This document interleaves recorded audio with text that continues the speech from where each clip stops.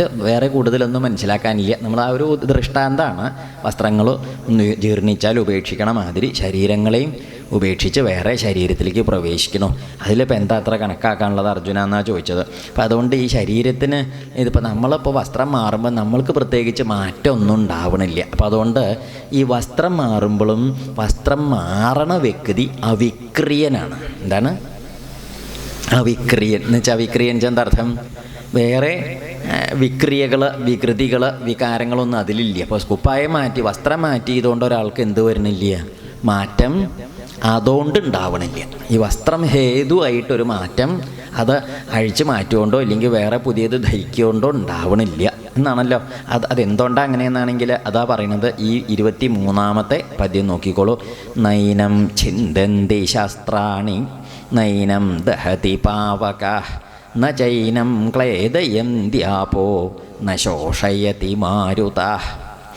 നൈനം ഛിന്ദന്തി ശസ്ത്രാണി നൈനം ദഹതി പാവക ന ചൈനം ക്ലേദയന്ത്യാപോ ന ശോഷയതി മാരുത. ചൊല്ലിത്തരാം, ഓരോ കഷ്ണമായിട്ട് ചൊല്ലിത്തരാം.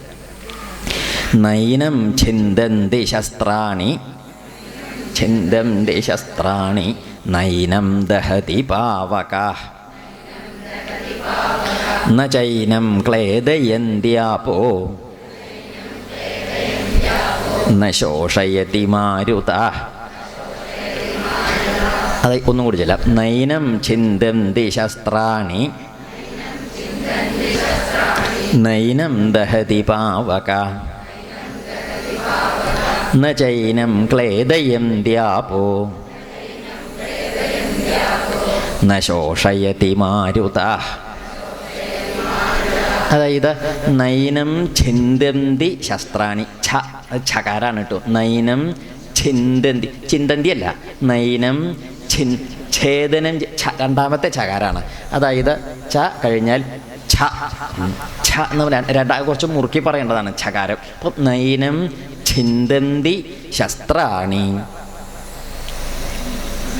ശസ്ത്രാണി നൈനം ഛിന്ദന്തി ശസ്ത്രാണി നൈനം ദഹതി പാവക ന ചൈനം ക്ലേദയന്ത്യാപോ ന ശോഷയതി മാരുത. ഇതാണ്. അപ്പോൾ അതിൽ പദച്ഛേദം നൈനം എന്നുള്ളത് ന ഏനം നൈനം, ന ഏനം, ന ഏനം നൈനം. ഒന്നിങ്ങോട്ട് തിരിച്ചാൽ മതി. ആ സാധനം താഴ്ത്തിയാലും മതി. ഇപ്പോൾ മുകളിലേക്ക് പോണ സാധനേ.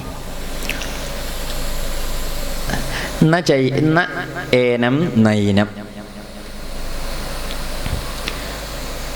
ഛിന്ദന്തി, അത് പതിച്ഛേദമില്ല. ഛിന്ദന്തി ശസ്ത്രാണി. പിന്നെ രണ്ടാമതൊരു നൈനം കൂടി ഉണ്ട്. അതിൽ ന ഏനം നൈനം, അതാണ് ന ഏനം നൈനം. ആദ്യം പറഞ്ഞ തന്നെയാണ്, രണ്ട് നൈനം ഉണ്ട്. അത് ന ഏനം, ഒരേ സാധനം തന്നെയാണ്. ന ഏനം നൈനം ഹരിപ്പ. പിന്നെ രണ്ടാമത്തെ വരിയിൽ ന ചൈനം, ചൈനം എന്നുള്ളത് ച അധികം ഏനം ചൈനം, ച അധികം ഏനം ചൈനം.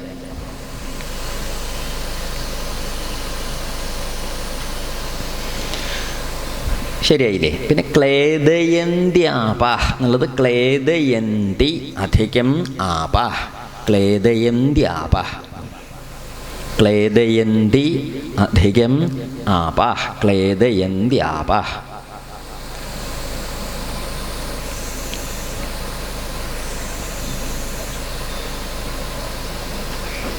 പിന്നെ ന ശോഷയതി മാരുത, അത്രയേ ഉള്ളൂ. അതിൽ വേറെ പദച്ഛേദമൊന്നുമില്ല. അപ്പോൾ പദച്ഛേദം കഴിഞ്ഞിട്ടുള്ള പദങ്ങൾ മാത്രം പറയാം. ന ഏനം നൈനം ഛിന്ദന്തി ശസ്ത്രാണി ന ഏനം ദഹതി പാവകഃ ന ച ഏനം ക്ലേദയന്തി ആപ ന ശോഷയതി മാരുത. ഇത്രയാണ് അതിൻ്റെ പദച്ഛേദം. അപ്പം നൈനം ഛിന്ദന്തി ശസ്ത്രാണി.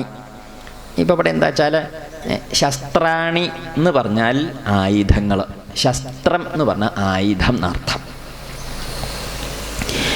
ആയുധം എന്ന് സാമാന്യേന നമ്മൾ ശസ്ത്രം എന്ന് പറയും. അങ്ങനെയാണ് ആയുധങ്ങൾക്ക് പൊതുവെ ശസ്ത്രം എന്ന് പറയാം. ശസ്ത്രം എന്ന് പറഞ്ഞാൽ വേറൊരു അർത്ഥം എന്താ ചോദിച്ചാൽ കയ്യിൽ പിടിച്ച് പിടിച്ച് ഉപയോഗിക്കുന്നതിന് അതിനെന്ത് പറയും? അതാണ് ശസ്ത്രം എന്ന് പറഞ്ഞ ആയുധം.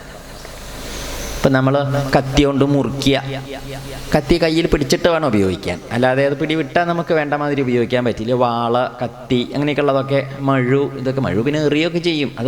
അതിൻ്റെ വാസ്തവത്തിൽ എറിയാൽ അതിൻ്റെ ഉപയോഗമല്ല മഴു.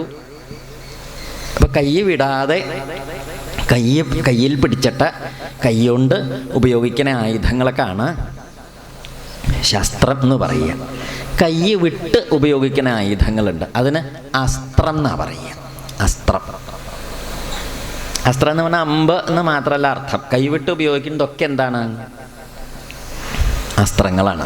അതുകൊണ്ടാണ് ഈ പല ദിക്കിലും ശസ്ത്രാസ്ത്രങ്ങൾ എന്നൊക്കെ കേട്ടിട്ടില്ലേ? ഇത് രണ്ടും കൂടി കൂട്ടി പറയാൻ കാരണം അസ്ത്രമുണ്ട്, അതിൽ ശസ്ത്രമുണ്ട്. ഈ രണ്ടും കൂടി ചേർത്ത് പറഞ്ഞ അർത്ഥം കൈ കൊണ്ട് ഉപയോഗിക്കുന്നുണ്ട്, കൈ വിട്ട് ഉപയോഗിക്കുന്നതും ഉണ്ടെന്ന് കാണിക്കണം. അപ്പം നമ്മൾ ഇന്നത്തെ ഭാഷയിൽ പറയുക വെച്ചാൽ ഈ തോക്കൊക്കെ എന്താണ്? അസ്ത്രമാണ്. അത് ഇവിടെ നിന്നിട്ട് വേറൊരു ദിക്കിലേക്ക് കണക്കാക്കി, ലക്ഷ്യം കണക്കാക്കിയിട്ട് ചെയ്യണതാണ്. അതുകൊണ്ട് അത് അസ്ത്രമാണ്.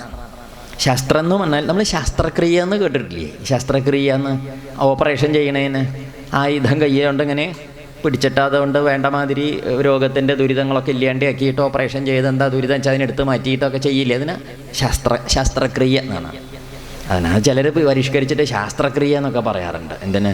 ശാസ്ത്രം നോക്കിയിട്ട് ഓപ്പറേഷൻ ചെയ്താൽ പിന്നെ ഇയാൾ എണീറ്റ് നടക്കില്ല, എന്തുകൊണ്ട് ഇവിടേക്ക് നോക്കിയിട്ട് ചെയ്യണം. പക്ഷെ അങ്ങനെയല്ല, അതൊക്കെ നമുക്കങ്ങനെ തോന്നണതാണ്. ശാസ്ത്രമല്ല, ശസ്ത്രമാണ് ആയുധം കൊണ്ട് ചെയ്യണത്. അപ്പം ഇവിടെ എന്തേ പറഞ്ഞു വെച്ചാൽ ഇവിടെ ഇപ്പം അങ്ങനെ അസ്ത്രം ശസ്ത്രം എന്നുള്ള വകതിരിവൊന്നും ഉദ്ദേശിച്ചിട്ടില്ല. സാമാന്യേന എൻ്റെ ഉദ്ദേശിച്ചിട്ടുള്ള ആയുധന്നേ ഉദ്ദേശിച്ചിട്ടുള്ളൂ. അപ്പം എന്താ പറഞ്ഞത്? ശസ്ത്രാണി ആയുധങ്ങൾ, ഏനം ഇതിനെ, ഏനം ചെയ്തിനെ ചേർത്ത ഈ ആത്മാവിനെ ചിന്തന്തി മുറിക്കണില്ല. ആയുധങ്ങൾ എന്ത് ചെയ്യണില്ല?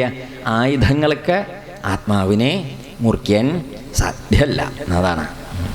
പിന്നെയോ ഏനം ഈ ആത്മാവിനെ പാവകൻ എന്ന് പറഞ്ഞാൽ അഗ്നി എന്ത് ചെയ്യണില്ല? ദഹതി ദഹിപ്പിക്കണില്ല. അഗ്നി ഈ ആത്മാവിനെ ദഹിപ്പിക്കണില്ല എന്നാ പറഞ്ഞത്. പിന്നെയോ ഏനം ഈ ആത്മാവിനെ അപ്പ് എന്ന് പറഞ്ഞാൽ വെള്ളം എന്ത് ചെയ്യണില്ല? ക്ലേദയന്തി എന്ന് പറഞ്ഞ അർത്ഥം എന്താ? നനയ്ക്കുക. ക്ലേദനം ചെയ്യുക പറഞ്ഞാൽ നനയ്ക്കുക, കുതിർക്കുക എന്നൊക്കെ പറയില്ലേ? നമ്മൾ മുണ്ടൊക്കെ വെള്ളത്തിൽ ഞാൻ പിണ്ടി പോലെയാവില്ലേ? കുതിരില്ലേ? പിണ്ണാക്കൊക്കെ വെള്ളത്തിലിട്ട കണ്ടിട്ടില്ലേ? എന്താവും? കുതിർന്നിട്ട് ഇങ്ങോട്ട് പൊടിയായിട്ട് മാറുന്നു. അതിന് കുതിർന്ന് വസ്തുക്കൾ, ധാന്യങ്ങൾ ഒക്കെ വെള്ളത്തിലിട്ടാൽ കടലയൊക്കെ ഉണങ്ങി നിൽക്കണ കടലയൊക്കെ വെള്ളത്തിൽ വീർത്ത് വരില്ലേ പിറ്റേന്നാളൊക്കെ? അതങ്ങനെ അതിനും ക്ലേദനം നനവുകൊണ്ടുണ്ടാവണേ ഒരു പ്രത്യേകത. അപ്പം ക്ലേദയന്തി നനയ്ക്കണില്ല, വെള്ളം നനയ്ക്കണില്ല. പിന്നെ മാരുതൻ കാറ്റ്, ഏനം ആത്മാവിനെ ശോഷയതി ഉണക്കണമില്ല. ഇത്രയൊക്കെയാണ്. അപ്പോൾ ഇപ്പം നമ്മുടെ ഈ ലോകത്തിൽ നമ്മൾ കാണുന്ന ഒരു സമ്പ്രദായമാണ് വെള്ളം കൊണ്ട് നനയുക, തീ കൊണ്ട് ദഹിക്കുക, ഇങ്ങനെ കുറേ കാറ്റ് കൊണ്ടാൽ ഉണങ്ങി ശുഷ്കിച്ച് പോവുക, പിന്നെ ആയുധം കൊണ്ട് മുറിക്കുക, ഇങ്ങനെയൊക്കെ കാണണം. പക്ഷെ ഇതൊന്നും ആരെ സംബന്ധിച്ചിട്ടില്ല?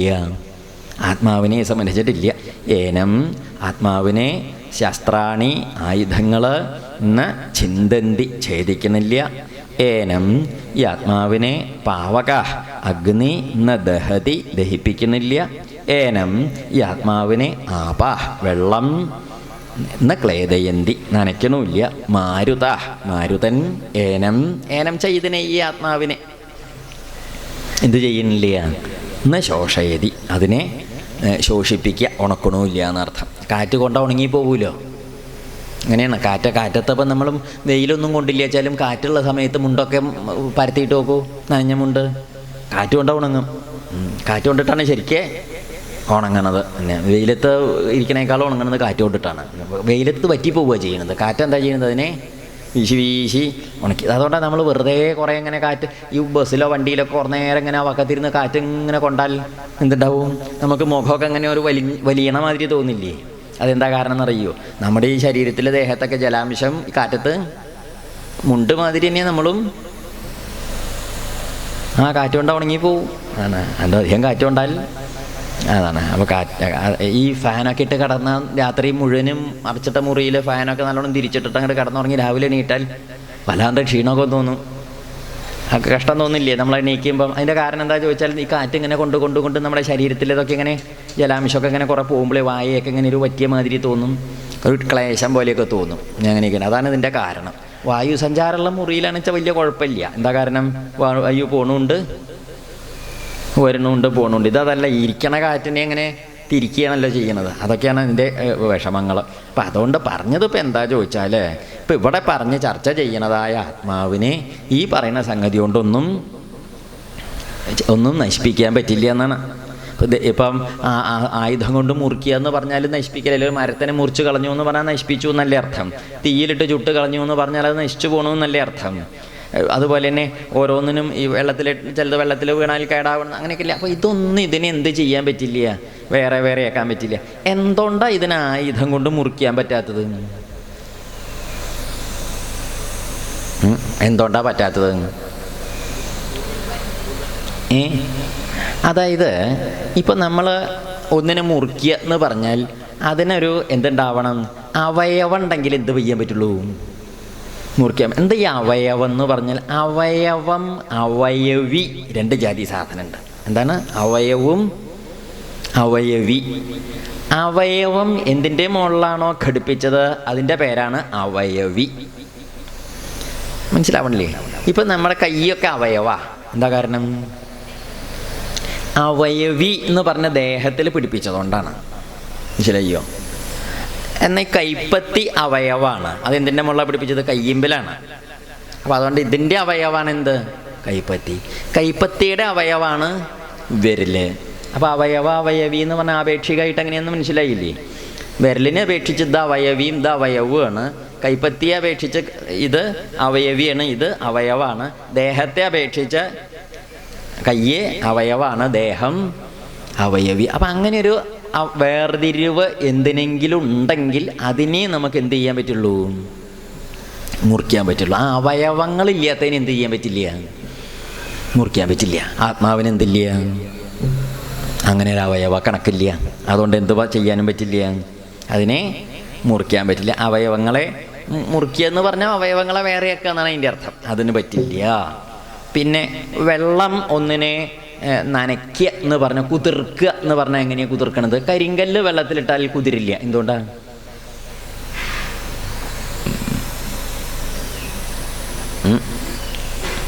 കരിങ്കല്ലിൻ്റെ കഷ്ണം കൊണ്ട് ഈ വെള്ളത്തിലിട്ട് വെച്ചിട്ട് 4 ദിവസം കഴിഞ്ഞെടുത്താൽ നന്നായി നല്ല പാകമുണ്ട് ഉണ്ടോ? അത് ആവില്ല. എന്തുകൊണ്ടാണ് ആവണില്ല എന്ന്? അതായത് ഈ കരിങ്കല്ലിൻ്റെ ഉള്ളിലേക്ക് വെള്ളം കയറണമെങ്കിൽ ആ അവയവങ്ങളുടെ ഇടയ്ക്ക് ആര് കയറണം? ഇപ്പം നമ്മുടെ മുണ്ട് നനഞ്ഞു എന്നെപ്പോഴാണ് പറയുന്നത്? ആ നൂലിൻ്റെയൊക്കെ പഴുതിലേക്ക് ആര് കയറി കൂടണം? വെള്ളം കയറി കൂടിയാലേ എന്തുണ്ടാവുള്ളൂ? ആ പഴുതിൻ്റെ ഉള്ളിൽ വെള്ളം ചെല്ലുമ്പോൾ നമ്മളിങ്ങനെ പിടിക്കുമ്പം നനവായിട്ട് തോന്നും. മനസ്സിലായില്ല? ഒരു ഇരുമ്പിൻ്റെ കഷ്ണത്തിൻ്റെ മുകളിൽ അതാണ് മുണ്ട് നനയും പോലെ എന്ത് നനയാത്തത്? ഇരുമ്പിൻ്റെ കഷ്ണം നനയാത്തതും കരിങ്കല്ലിൻ്റെ കഷ്ണം നനയാത്തതും. അപ്പോൾ ഈ അവയവങ്ങൾ ഉണ്ടെങ്കിലേ വേറെ ആയിട്ടൊരു പഴുതിൻ്റെ ഉള്ളിലേക്ക് ഇതിന് കയറാൻ പറ്റില്ല. അപ്പം അങ്ങനെ ഒരു വെള്ളത്തിന് കയറി കുതിർക്കാവുന്ന വിധത്തിലൊരു ഘടന ആർക്കില്ല? ആത്മാവിനില്ല. ദഹിക്കുക എന്ന് പറഞ്ഞാലും ഈ അവയവികളെയാണ് എന്ത് ചെയ്യുന്നത്? ദഹിപ്പിച്ച് ആര് കയറി വരുന്നത്? അഗ്നി. അതും ആത്മാവിനില്ല. പിന്നെ കാറ്റ് വീശി ഉണക്കണമെന്ന് പറഞ്ഞാലോ അതിനുണ്ടല്ലോ ഒരു അവയവഘടന. അതൊന്നും ഇതിനില്ല. അതുകൊണ്ട് ഈ ആത്മാവിനൊരു തരത്തിലും ആയുധങ്ങളും മുറിക്കണമില്ല, കാറ്റ് ഉണക്കണമില്ല, വെള്ളം നനയ്ക്കണമില്ല, അഗ്നി ദഹിപ്പിക്കണമില്ല. അവർക്കൊന്നും അത് ചെയ്യാൻ സാധിക്കില്ല. ഇനി ഈ പറഞ്ഞ കാര്യത്തിനെ തന്നെയാണ് 24-ാമത്തെ പദ്യത്തിൽ ഉപസംഹരിക്കണത്. 23-ൽ പറഞ്ഞത് എന്താ? ആയുധം മുറിക്കണില്ല, കാറ്റ് ഉണക്കണില്ല എന്നൊക്കെ പറഞ്ഞില്ലേ? അപ്പം 24-ാമത്തെ പദ്യത്തിൽ എന്താ പറയുന്നത്? ഇതൊന്നും ഇല്ലാത്തവനായ ഈ ആത്മാവ് എങ്ങനെയുള്ളതാണ്? അതാണ് ഇനി ഇതിലെത്രയൊക്കെ പറയാനുള്ളൂ. 23 അത്ര തന്നെയല്ലേ, മനസ്സിലായില്ലേ? നൈനം ഛിന്ദന്തി ശസ്ത്രാണി നൈനം ദഹതി പാവകാഃ നചൈനം ക്ലേദയന്ത്യാപോ ന ശോഷയതി മാരുതാഃ. അത്രയേ ഉള്ളൂ. അതിൽ വേറെ ഒന്നും കാര്യമായിട്ട് പറയാനില്ല. 24-ാമത്തേത് നോക്കിക്കോളൂ. 24-ാമത്തേതിൽ പറയുന്നത് അതുകൊണ്ട് തന്നെ ഈ ആത്മാവ് എന്താണ്? അച്ഛേദ്യോയമത് അഹ്യോയം അക്ലേദ്യോ ശോഷ്യ ഏവച നിത്യസർവഗതസ്ഥാണോ അചലോയം സനാതന. എളുപ്പമുള്ള പദ്യമാണ്. ഇപ്പോൾ പറഞ്ഞ വിഷയം തന്നെ ഉപസംഹരിച്ച് പറയുകയാണ്. എന്താ പറയണത്? അച്ഛേദ്യോയമത് അഹ്യോയം അക്ലേദ്യോ ശോഷ്യ ഏവച നിത്യസർവഗതസ്ഥാണോ അചലോയം സനാതന. ഓരോ വരി ചൊല്ലിത്തരാം, നോക്കിക്കോളൂ. ശുദ്ധമായിട്ട് ചെല്ലണേ. അച്ഛേദ്യോയമത് അഹ്യോയം. ആ ചകാരത്തിന് നല്ല ശക്തി വേണം. അച്ഛേദ്യോയമത് അഹ്യോയം അക്ലേദ്യോ ശോഷ്യ ഏവച നിത്യസർവഗതസ്ഥാണോ അചലോയം സനാതന. അച്ഛേദ്യോയമത് അഹ്യോയം അക്ലേദ്യോ ശോഷ്യ ഏവച നിത്യസർവഗതസ്ഥാണോ അചലോയം സനാതന. ഇതിൽ പദച്ഛേദം നോക്കാം. ഇനി പദച്ഛേദം കുറച്ചുണ്ട്. അച്ഛേദ്യോയമദ്ഹ്യോയം. അച്ഛേദ്യ അധികം അയം അച്ഛേദ്യോയം. അച്ഛേദ്യ അധികം അയം അച്ഛേദ്യോയം.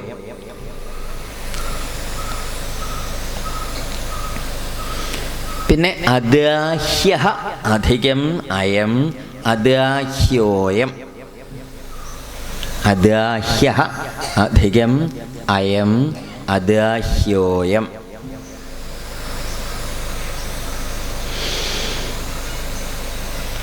പിന്നെ അക്ലേദ്യോശോഷ്യ എന്നുള്ളത് അക്ലേദ്യ അധികം അശോഷ്യ. അക്ലേദ്യ അധികം അശോഷ്യ അക്ലേദ്യോശോഷ്യ.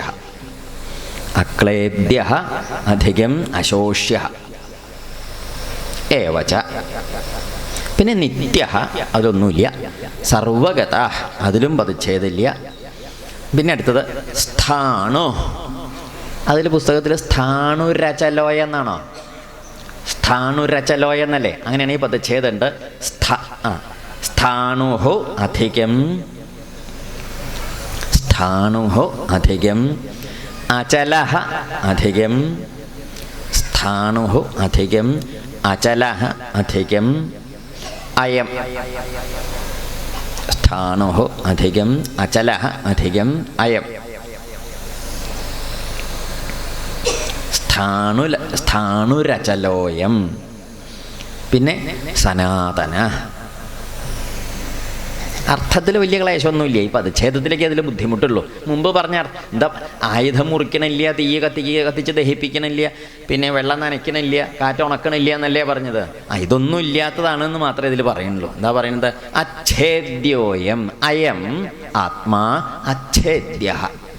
അയം ആത്മാ അച്ഛേദ്യൻ. ഛേദ്യൻ ഛേദിക്കാവുന്നത്, അച്ഛേദ്യൻ ഛേദിക്കാവുന്നതല്ല. മുമ്പ് പറഞ്ഞ തന്നെയല്ലേ? ആയുധം കൊണ്ട് മുറിക്കാവുന്നതല്ല. ആയുധം കൊണ്ട് മുറിക്കണില്ല എന്ന് പറഞ്ഞ അവിടെ നിർത്തി. അതുകൊണ്ട് അർജുന നിനക്കിതിനെ ആയുധം കൊണ്ട് മുറിക്കാവുന്നതല്ല. അർജുനനോട് പറയുകയാണല്ലോ. അതിൻ്റെ ഒരു സ്വഭാവം ഇങ്ങനെയാണ്. കരിങ്കല്ല് പിശാത്തി കൊണ്ട് മുറിക്കപ്പെടണില്ല. അതുകൊണ്ട് അർജുന നിനക്കത് പിശാത്തി കൊണ്ട് മുറിക്കാൻ പറ്റില്ല എന്ന് പറയണല്ലോ. പറയലാണിത്. അതുകൊണ്ട് അയം ആത്മാ അച്ഛേദ്യ. ഈ ആത്മാവ് ഛേദിക്കാവുന്നതല്ല. അയം ആത്മാ അദാഹ്യ, ദാഹ്യൻ ദഹിപ്പിക്കാവുന്നവനും അല്ലാതെ ദഹിപ്പിക്കാൻ പറ്റില്ല തന്നെയാണ്. അക്ലേദ്യ അയം ആത്മ, അക്ലേദ്യൻ ക്ലേദനം ചെയ്യാൻ നനയ്ക്കുക, കുതിർക്കുക. നനച്ച് കുതിർക്കാനും ഈ ആത്മാവിനെ അങ്ങനെ ചെയ്യാനും പറ്റില്ല. അയം ആത്മാ അശോഷ്യ, അശോഷ്യൻ ശോഷിക്കുക ഉണങ്ങുക. അയം ആത്മാ അശോഷ്യ, ഉണക്കാനും പറ്റില്ല. പിന്നെ ഇപ്പം എന്താ സാധനം? എന്ത്? നിത്യനാണ് ആത്മാവ്, നിത്യനാണ്. നിത്യൻ എന്ന് പറഞ്ഞ അർത്ഥം 3 കാലത്തിൽ ഒരുപോലെ ഉണ്ടാവണം. ഏതാ 3 കാലം?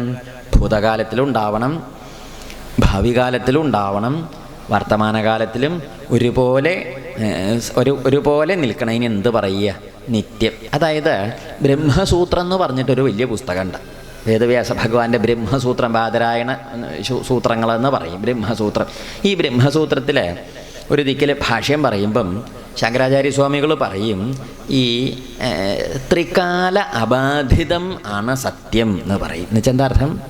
ത്രികാല അബാധിതം. ത്രികാലം എന്ന് പറഞ്ഞാൽ ഭൂതകാലം, വർത്തമാനകാലം, ഭാവികാലം എന്ന് പറഞ്ഞ് 3 തരം കാലങ്ങൾ. ഈ ത്രികാലങ്ങളെ കൊണ്ട് ബാധിക്കപ്പെടാതെ എന്തെങ്കിലും ഉണ്ടെച്ചാൽ അതിൻ്റെ പേരാണ് എന്ത്?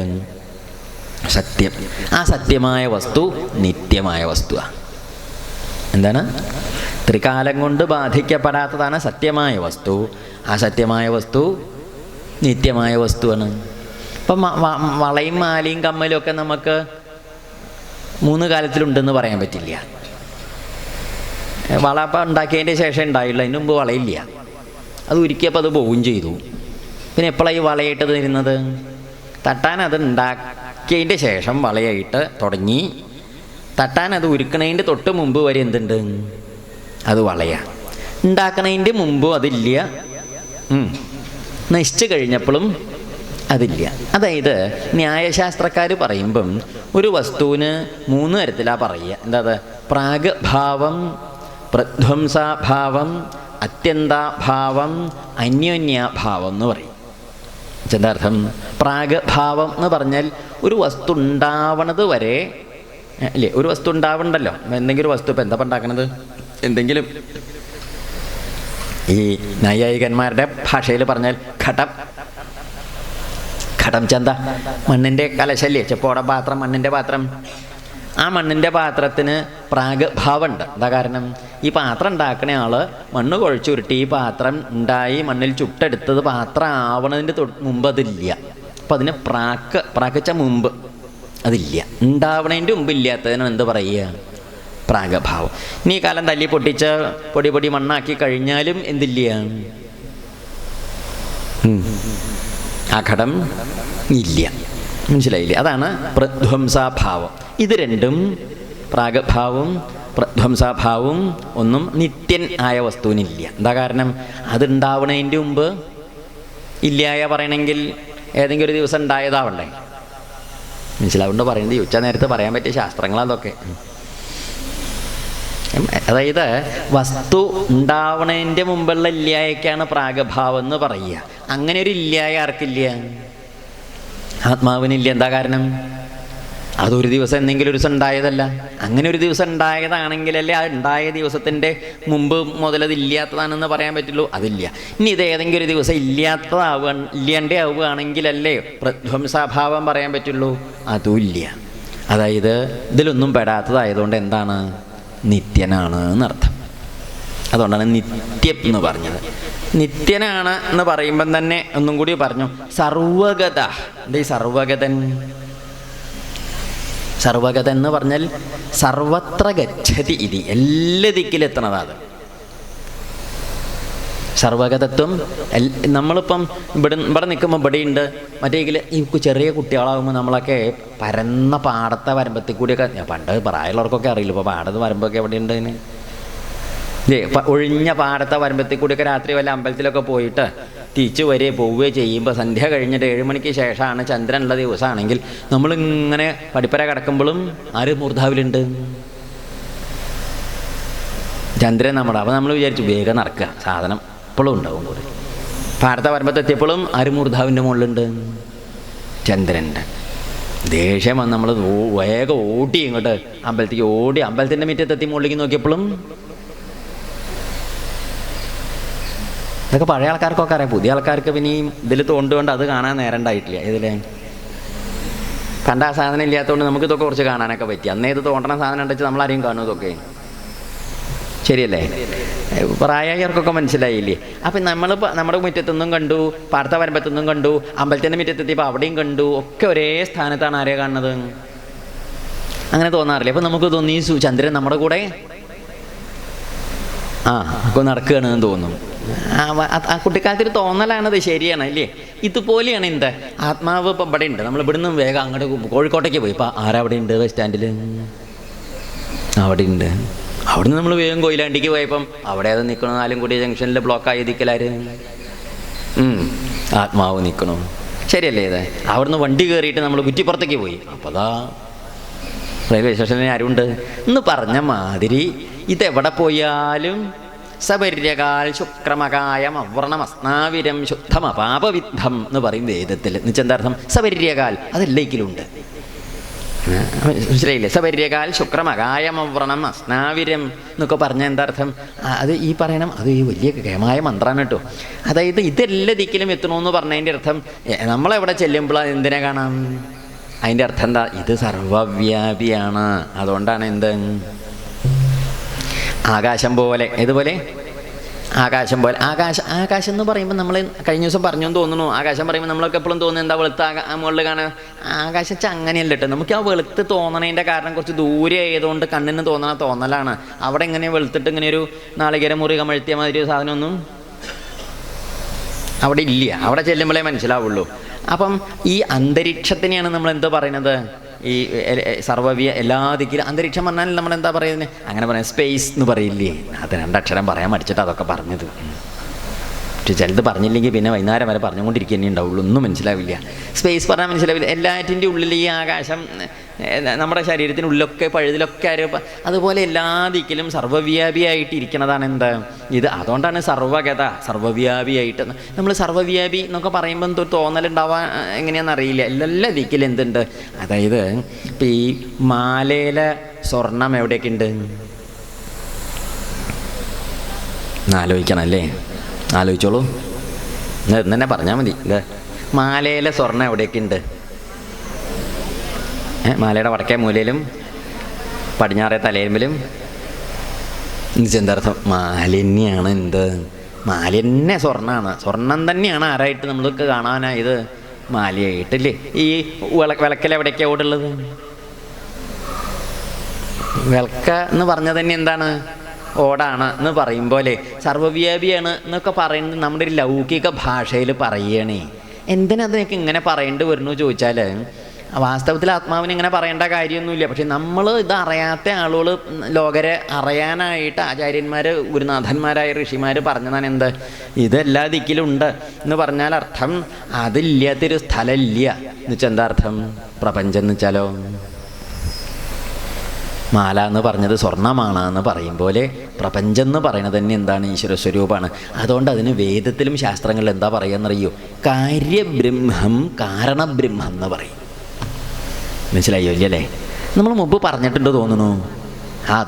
എന്നും പറഞ്ഞാൽ നമുക്ക് പുതിയതായിട്ട് തോന്നും. അങ്ങനത്തെ ഒരു വിഷയം അത്. അടുത്ത ക്ലാസ്സിൽ പറഞ്ഞാലും തോന്നുന്നു